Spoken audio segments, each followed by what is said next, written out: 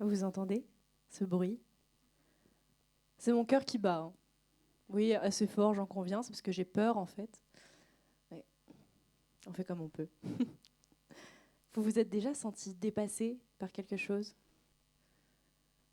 Vous avez aimé ça? Moi, oui, parce que c'est stimulant et une fois que c'est terminé, c'est presque glorifiant, non?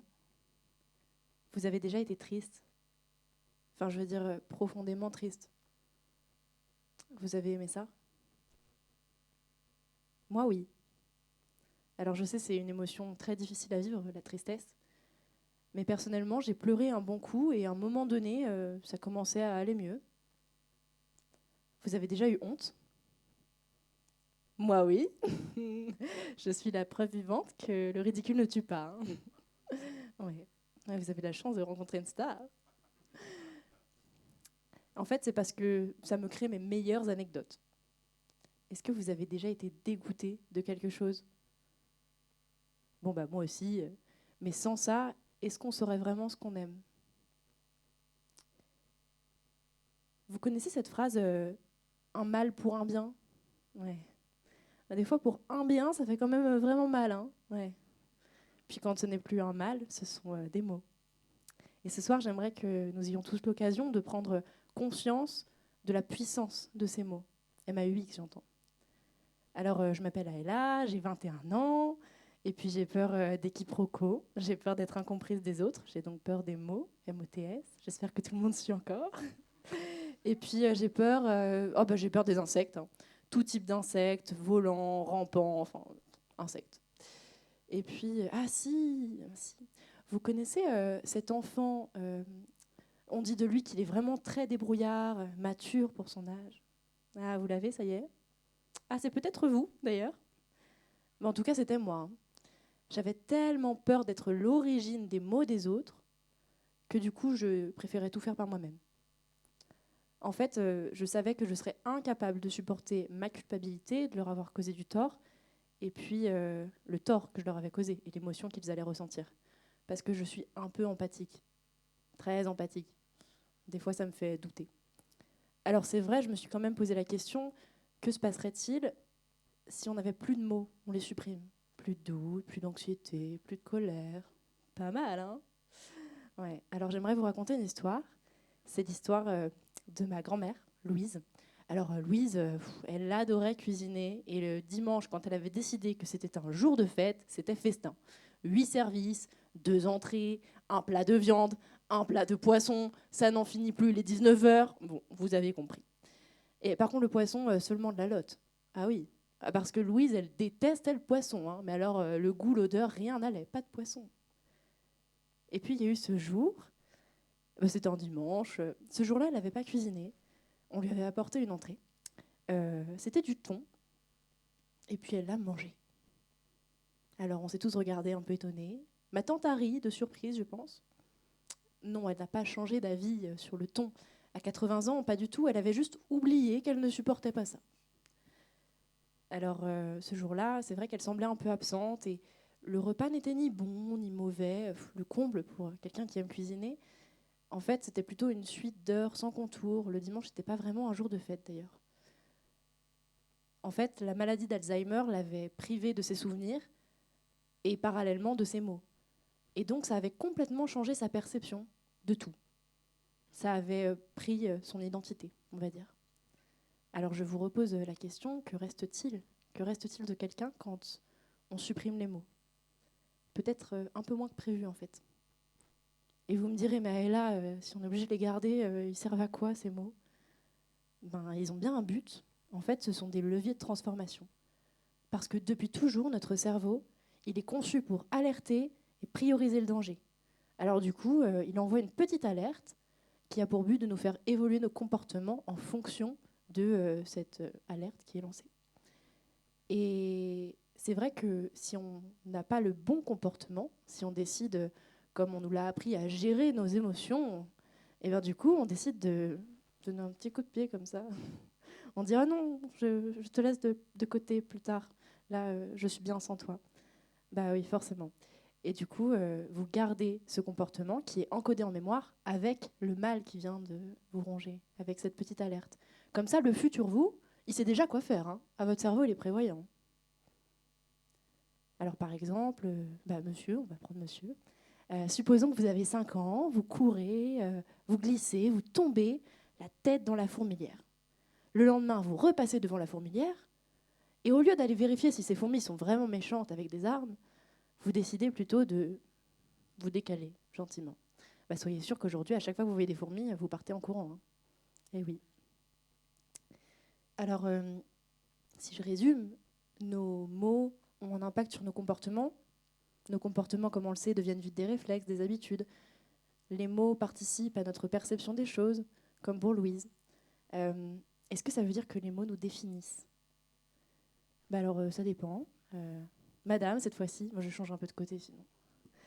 Alors, madame, si je vous proposais de venir avec moi là sur scène tout de suite, est-ce que vous me diriez « Ah oui, allons-y » Ou alors vous me diriez peut-être « Ah non, moi je peux pas, je suis quelqu'un d'anxieux, ah non, je laisse ça aux autres. » Effectivement, si vous êtes quelqu'un d'anxieux, cette anxiété, elle vous immobilise. Et alors oui, les mots, dans ce cas, vous définissent.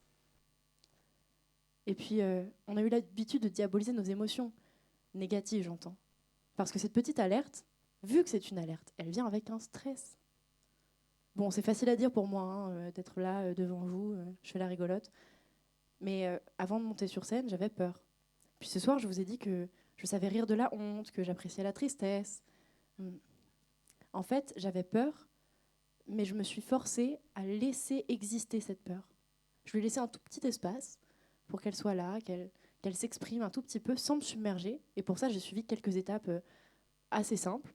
Alors, on va prendre un exemple auquel chacun d'entre vous pourra s'identifier. Nous sommes mercredi matin, une journée bien remplie. Hein. Il est déjà il est 10h, tiens donc. La journée n'a pas très bien commencé, vous avez vraiment besoin d'un café.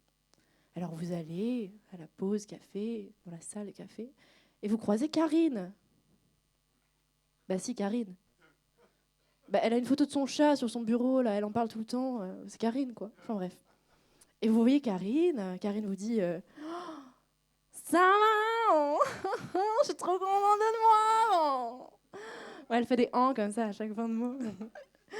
Ouais, ouais. Ah, tu venais prendre un petit café. C'est chouette, ça, c'est chouette. C'est chouette, c'est chouette. Oh mince, j'ai pris la dernière dose. Oh non, c'est trop bête. Il faudra dire à Étienne d'en racheter, hein, du coup. Bon, allez, j'y retourne. Bon après. Ouais, ouais. Ah oui, vous êtes énervé là. Hein, ouais, ouais. Rouge colère. Rouge colère. Ouais, j'arrête. Oui, vous avez raison d'être énervé. Et cette colère, elle vient avec un petit stress. Alors, première étape, on va essayer d'éloigner le stress pour avoir l'émotion pure et dure et pouvoir la traiter, mieux que juste lui donner un coup de pied. Alors, comment on traite le stress ? Vous pouvez aller courir, ça va libérer la dopamine, ça permet à votre cerveau de se canaliser sur autre chose, surtout, ça favorise un retour au calme. Vous pouvez essayer de manger épicé. En fait, la sensation de brûlure, ça demande à votre cerveau de libérer des endorphines pour la combattre. C'est très efficace. Hein. Alors, si vous ne pouvez pas faire ça là tout de suite, déjà parce qu'il est 10h du matin et qu'on ne peut pas partir comme ça, enfin, bref, moi, je vous propose d'aller vous laver les mains à l'eau froide. Parce qu'en fait, ça va stimuler le système nerveux parasympathique et ça favorise un retour au calme. Et en plus de ça, si vous prenez le temps de regarder, de sentir l'eau qui coule sur vos mains, ça donne à votre cerveau une image du renouveau. Ça s'appelle l'effet Macbeth. Et ça permet un retour au calme beaucoup plus simple. Alors les deux combinés, c'est pas mal. Bon, je ne dis pas que ça va sauver toutes vos situations, mais ça aide. Et une fois que ce stress il est éloigné, il reste l'émotion pure et dure. Alors je dis reste parce que, en fait, oui, ça reste. L'émotion de base, c'est 10 secondes. Là, ça reste, c'est prolongé par vos expériences personnelles, vos souvenirs et vos valeurs que vous associez directement à cette émotion. Alors, en fait, c'est un inconfort, d'accord, mais c'est hyper authentique. Hein. Si, 100% singulier, 100% votre ressenti, votre perception. Si, madame, c'est vraiment singulier. Il n'y a que vous pour penser à kidnapper le chat de Karine, là. Il faut pas faire ça. Non, arrêtez de penser à ce chat. Je vous vois, il faut arrêter. Bon, toujours est-il que maintenant que vous avez conscientisé cette émotion qui arrive, vous pouvez vous poser des questions simples. Pourquoi est-ce que vous ressentez ça? Pourquoi cette situation, elle vous met dans cet état? Parce que Karine, elle a été un peu égoïste sur le coup, et vous, vous pouvez pas avec l'égoïsme. Puis c'est assez injuste que ça tombe sur vous. Et pour vous, la justice, c'est une valeur fondamentale. Forcément, ça fait mal. Et ensuite, est-ce que cette colère qui arrive, elle vous protège ou est-ce qu'elle vous limite? Bon là, dans votre cas, madame, ça vous limite, hein. Il faut laisser tomber le chat. Et enfin, qu'est-ce que vous allez pouvoir faire? Bon, à vous de voir. Vous pouvez hurler la tête dans un oreiller, c'est une bonne astuce. Quelqu'un a un oreiller? J'ai peur pour le chat.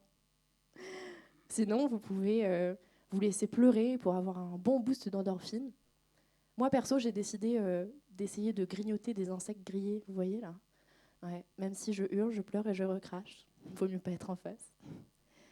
Et puis, si vous n'avez pas d'action miracle, c'est pas si grave.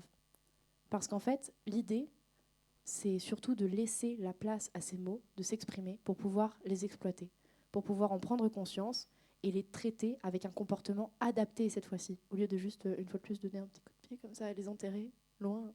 Ouais. Et là, vous pourrez dire que vous gérez vos émotions, ou du moins que vous essayez. Alors, la puissance des mots, on peut l'exploiter, ou on peut se laisser complètement définir par ces mêmes mots.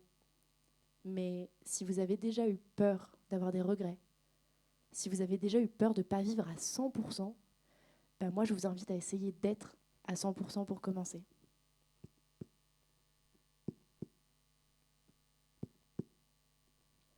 Vous entendez ça? C'est mon cœur qui bat toujours aussi fort, parce que j'ai toujours peur, même si c'est presque terminé. Ouais.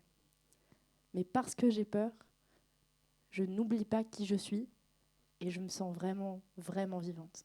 Merci beaucoup.